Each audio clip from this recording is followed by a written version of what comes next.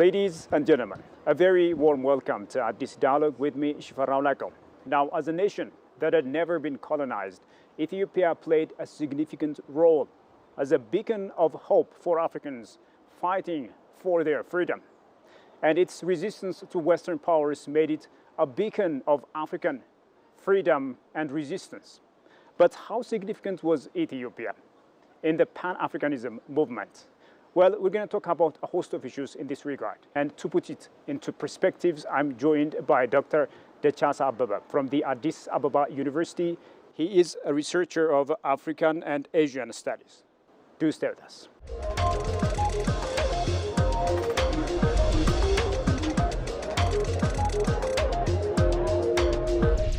Thank you so much for making the time to talk to us by coming to EBC's compound and for making the time. I really appreciate it. Okay, thank you for the invitation also. Whenever we talk about Ethiopia, one of the things that comes to the fore is Ethiopia's landslide victory against the Italians at the Battle of Adwa. So how significant was that victory, when it comes to the Pan-Africanism movement? Okay, the Battle of Adwa, I think is significant not only for the Ethiopian history or at the level of we Ethiopians, but also Africans. Probably that is because during the period we are mentioning, almost the entire African continent was either conquered or fully colonized by the European powers. And many of them, of course, tried their best to defend their domain or territories, and some of them probably achieved just short-term victories, but couldn't maintain that victory for long. But Ethiopia, unlike the other African country, was successful in defending its sovereignty by its decisive victory that achieved at the Battle of Adwa, as we all know. Therefore, that can be considered as symbolic for the rest of the African countries, which probably on the process of resisting or either to liberate themselves after a long period of colonization, of course, for about 5 or more decades. From that point of view, we can say the Battle of Adwa or the victory itself can be considered as symbolic, as well as a source of inspiration for the other African regions in their movement against colonialism, particularly for the ultimate liberation movement, or after then they achieved their independence, of course. So, Dr. Dechasa, could you give us a little background information regarding Ethiopia's historical significance in the context of Pan-Africanism? Okay, it is something associated with this, the victory of Adwa. Of course, the movement itself, the Pan-African movement, initiated not in the continent of Africa initially, rather it was initiated somewhere else in America and some parts of Europe by the African diaspora there, who were, we can say, descendants of the slaves who were taken hundreds of years before.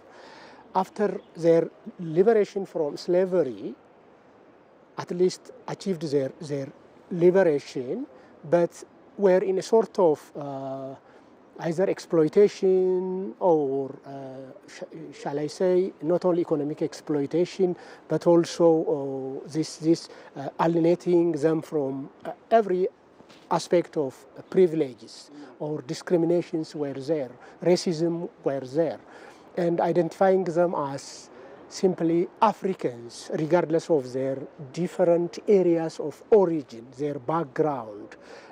Some of them could be from East Africa, some from West Africa, or from somewhere else, and their area of origin known by different local names. but there they were all identified as Africans. Therefore, their movement itself, and they themselves, I think, believe in that common identity, and their movement named as Pan-Africanism, just a movement that brought them together, or bringing all Africans, at least the Africans in the diaspora, against the problems they were facing by then. It can be economic problem, the social discrimination, the economic exploitation, or absence of participation in the political aspect. Therefore, after having such type of movement there, they took Ethiopia as their ideal example. At least they were inspired by the victory itself. They developed a feeling that we can achieve what we need. That their need was just, shall I say, independence from, or liberation from, the problems they were facing in different aspects. Therefore, at the initial stage, the Ethiopian significance was more of, shall I say, ideological or something moral, or instead of the material or something like that. Or it's better to call it as something psychological, ideological, or something like that. Obviously, Ethiopia's victory at the Battle of Adwa has galvanized African countries into action to fight for their freedom, to fight against those colonial powers. So how does Ethiopia's status as a country that had never been colonized influence its relationship with other African countries in the fight against colonial powers, and also in the fight for their freedom and independence? Okay, as we mentioned, I think the Pan-African movement initially began in the other parts of the world, gradually brought to the African soil by African students who were, I think, studying in different European or American universities. They came with the idea of not only the problem of African diaspora, but the Africans here on their own soil, who were colonized by the Europeans at shall I say, facing different economic, political, or social problems. Therefore, the Pan-African movement there initially didn't raise the issue of African independence, now began to raise the issue of not only solving the problems of African diaspora, but achieving independence from European colonialism. Therefore, this needs not only ideological support or material or other forms of support, but also looking at Ethiopia at their ideal example or ideal symbol, and how it maintained its independence for long. Not only that, Ethiopia also began to act as a role model for them, and particularly during the time of Emperor Haile Selassie, began to provide different forms of support for the African movement for independence, particularly in the form of ideological support, even to the extent of training, either military or other forms of training for African liberation leaders and the like. Therefore, we can say Ethiopia provided the rest African countries with different forms of provisions. It does not mean only the material support, rather even the ideological one, or probably different forms of technical supports were provided. So it was more of psychological rather than material, the support. Regarding the material, I think for few of them, the material provision was provided during the imperial period. And also during the period of Colonel Mengistu, a number of provisions were provided for African movement for liberation or late movement for liberation. Most of them got their independence even during the period of the reign of Emperor Haile Selassie, I'm saying.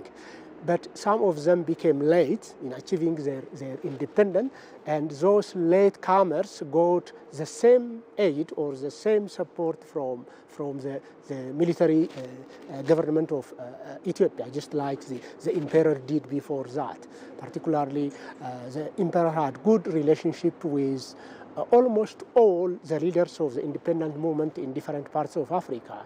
We can raise his just very good relationship with Kwame Nkrumah of Ghana, Jomo Kenyatta of Kenya, Julius Nyerere of I think Tanzania, and the like. All this got from the emperor.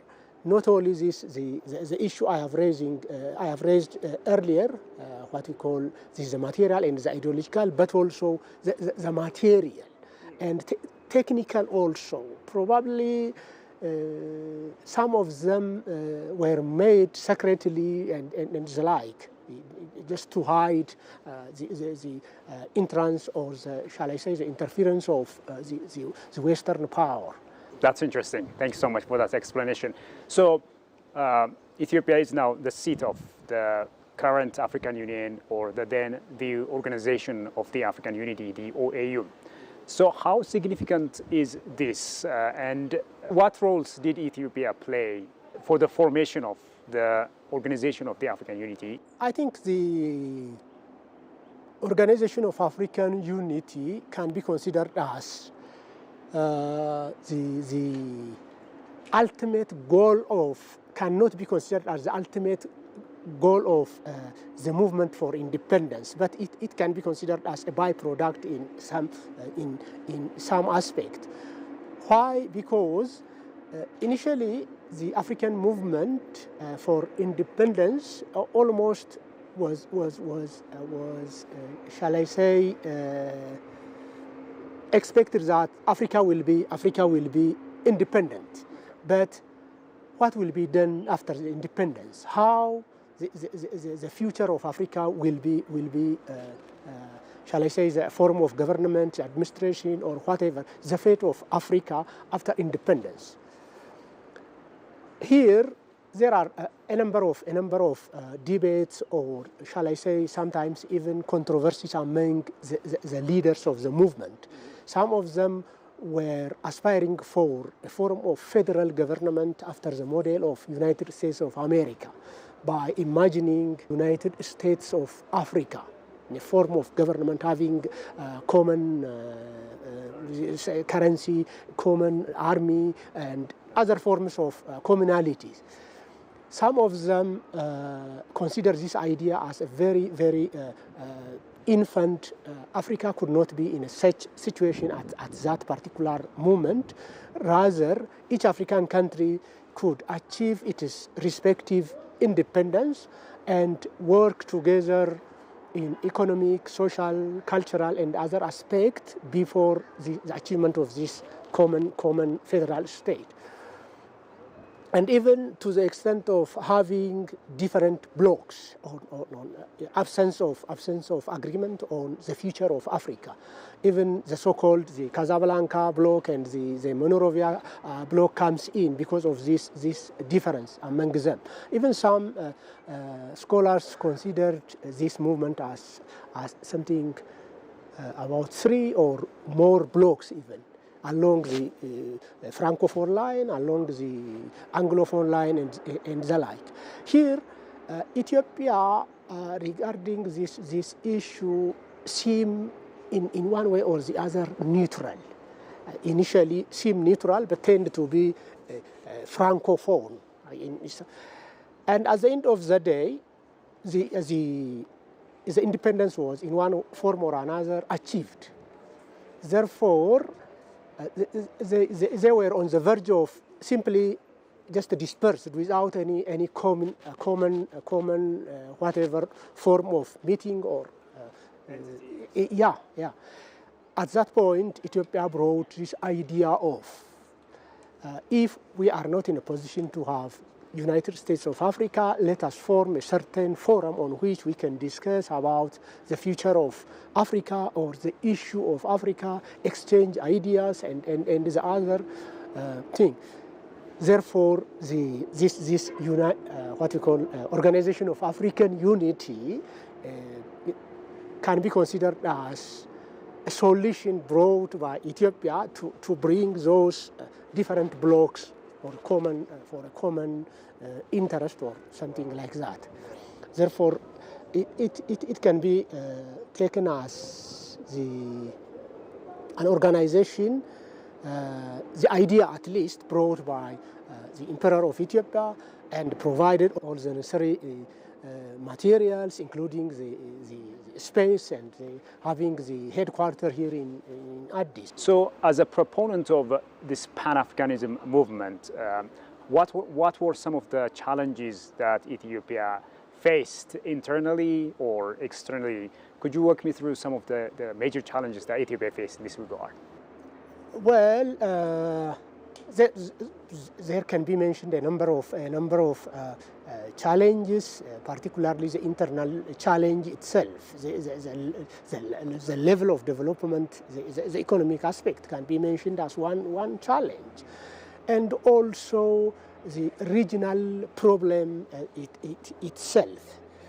I mean, the regional problem, particularly the boundary disputes among the African countries, including the countries in Eastern Africa, and all the problems which were prevailing in the OAU can be considered as the problems which Ethiopia was facing.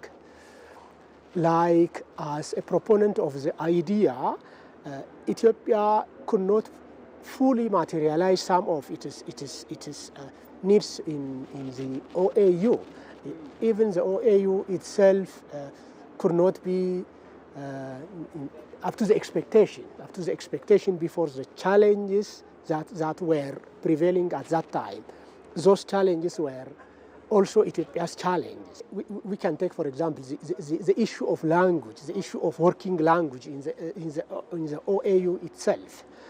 As a proponent of the idea, Ethiopia could have its own language in that office. Yeah, unfortunately, except at the initial point, any of Ethiopian language could not be there in the Organization of African Unity. Rather, other colonial languages were there. Not as such the direct problem for Ethiopia, but to materialize many of the issues among the African countries. They divide themselves along this language division. Anglophone versus Francophone, Lusophone versus Italian speakers or something like that. I don't think Ethiopia could not fully materialize many of the issue as expected. Even having OAU here in Addis Ababa could have been a big privilege for well-educated Ethiopians, having different offices within that organization. Unfortunately, we don't have such significant personalities in the OAU. Rather, I think low status employment opportunities are open for Ethiopia.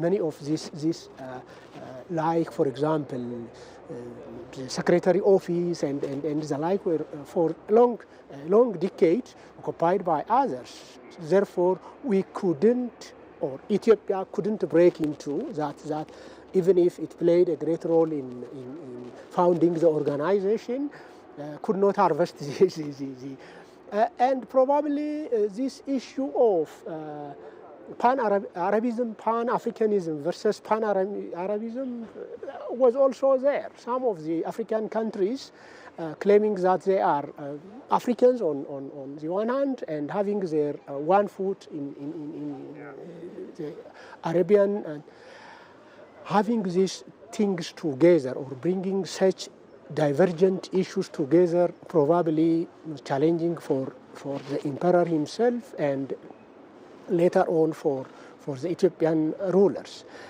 We can have also the ideological problem. The period of the Cold War itself was well prevailed in the working situation of the OAU.